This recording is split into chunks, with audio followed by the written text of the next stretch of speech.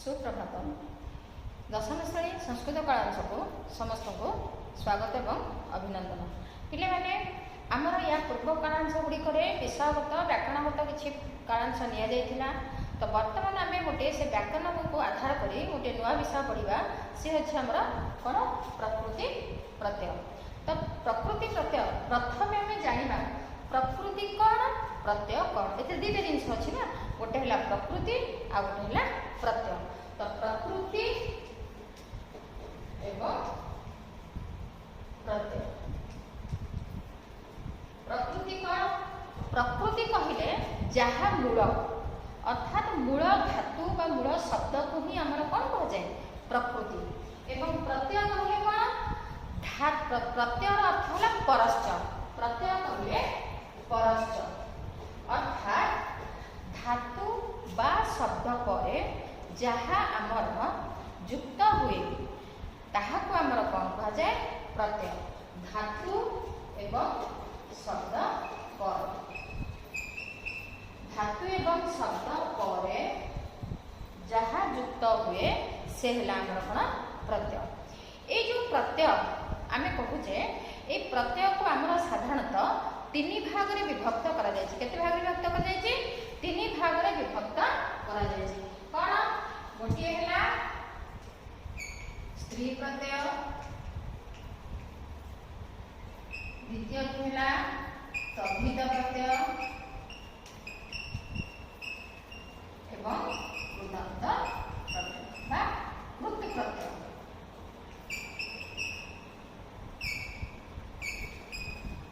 ये जो तीनोटी प्रत्यय आम रहा से तीनोटी प्रत्यय मध्य आम स्त्री प्रत्यय पढ़ी सारीचे।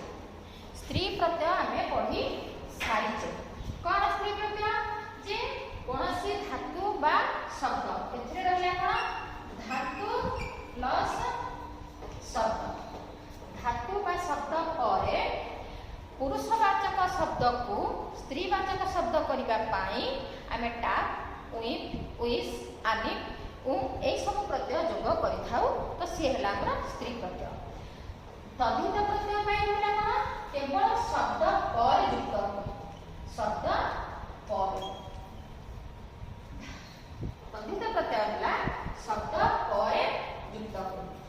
कृत प्रत्यय है कौन धातु पर धातु पर मूल कही जे धातु बा शब्द पर जो शब्द जो पद युक्त हुए ताहाको आमर कौन कह जाए प्रत्यय।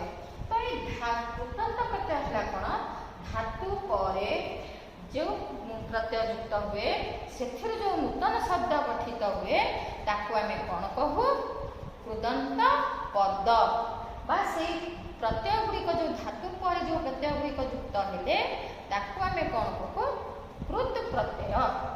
धातु पर युक्त होता प्रत्यय को कृत प्रत्यय एवं यही कृत प्रत्यय सहित युक्त हो सारा पर जो नूतन पद गठित हुए ताको कह जाए कृदंत पद। ताहले आज आम विषय अच्छी कौन कृदंत। ये कृदंत आमर कृदंत प्रत्यय आमर बहुत गुड़ी अच्छी किंतु आम पाठ्य खसड़ा अच्छी मात्र 12टी प्रत्यय। केतोटी अच्छी? मात्र 12टी प्रत्यय अच्छी। ये जो 12टी प्रत्यय अच्छी 12टी प्रत्यय को आम दुई भाग कराई। गोटे है प्रातिपदिक आ गोटे है अव्यय। ये प्रातिपदिक आम जाऊँगी केतोटी प्रत्यय 9टी एवं जाऊँगी कौन है 9टी? शत्रु, सानच, त,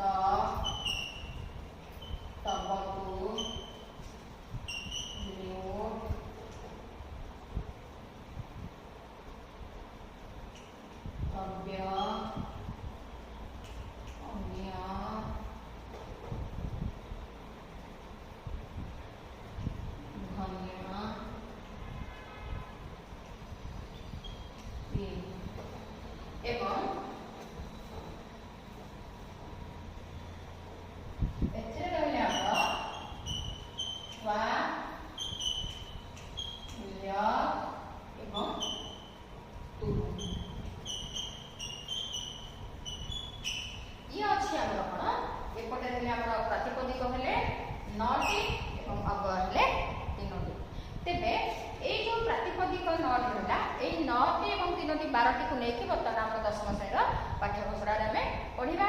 ତ ଶତ୍ରୁ ପ୍ରତ୍ୟୟ, ଶତ୍ରୁ ପ୍ରତ୍ୟୟର ଚିହ୍ନ ସ୍ୱରୂପ ଆମର କ'ଣ ରହେ?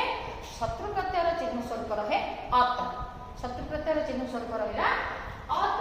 ଯେଉଁ ଶବ୍ଦର ଶେଷ ଉଚ୍ଚାରଣ ଅତ ଆସେ ତ ସେଠି ଆମର ରହିବ କ'ଣ? ସେଠି ହେବ ଆମର ଶତ୍ରୁ ପ୍ରତ୍ୟୟ। ଉଦାହରଣ ଆମେ ଦେଖିବା, ଆମର ପଠ ଶତ୍ରୁ ପଠତ, ଗମ୍ ଶତ୍ରୁ ଗଛତ, ତ এইଭଳି ଦା ଶତ୍ରୁ ଦଦତ, এইଭଳି ଆମର କ'ଣ ଶତ୍ରୁ ପ୍ରତ୍ୟୟରେ ରହିବ। ତେବେ ଆମର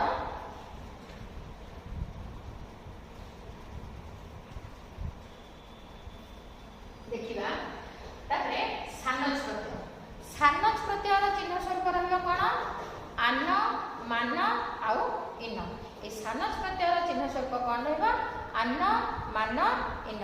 ଅର୍ଥାତ୍ ଯେତେବେଳେ ଆମେ ଯେଉଁଗୁଡ଼ାକ ଆମର ପରସ୍ମୈପଦୀ ଧାତୁ, ଆତ୍ମନେପଦୀ ଧାତୁ, এই ଆତ୍ମନେପଦୀ ଧାତୁରେ ଆମର କ'ଣ ରହିବ? এই ଆନ, ମାନ, ଇନ। ତ ସେଥିରେ ଆମେ କହୁଛେ ସେବ, ସେ ଯୁକ୍ତକ ସାନଜ। ଏଥିରେ ହେଲା ଆମର ସେବ, ମାନ, ଲଘୁ ଯୁକ୍ତକ ସାନଜ, ଲଘ, ମାନ। ତ ସେମିତି କହିଛି ରହିବ କ'ଣ? ଇନ, ଆସ ଯୁକ୍ତକ ସାନଜ, ଆସୀନ। ଆଉ ଗୋଟେ ସେମିତି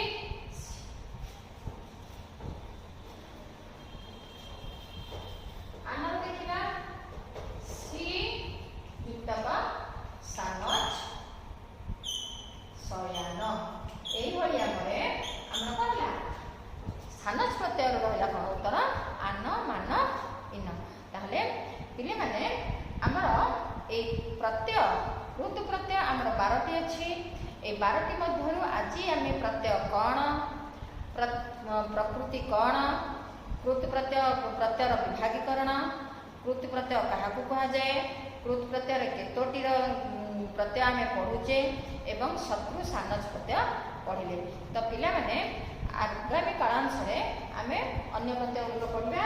ବର୍ତ୍ତମାନ ତୁମକୁ କିଛି ସେହି ଶତ୍ରୁ ସାନଜ ପ୍ରତ୍ୟୟ ପଦର କିଛି ପାଠ ଦେଉଛି, ଆପଣମାନେ ତାକୁ ପଢ଼ିବେ।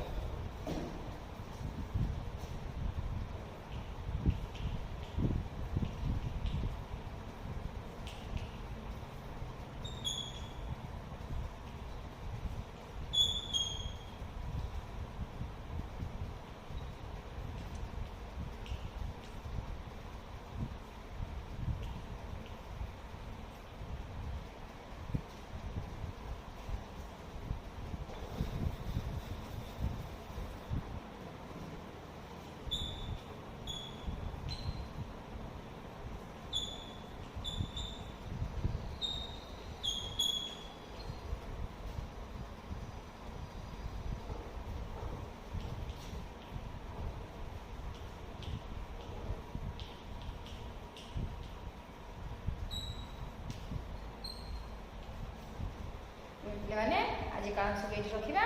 ଧନ୍ୟବାଦ।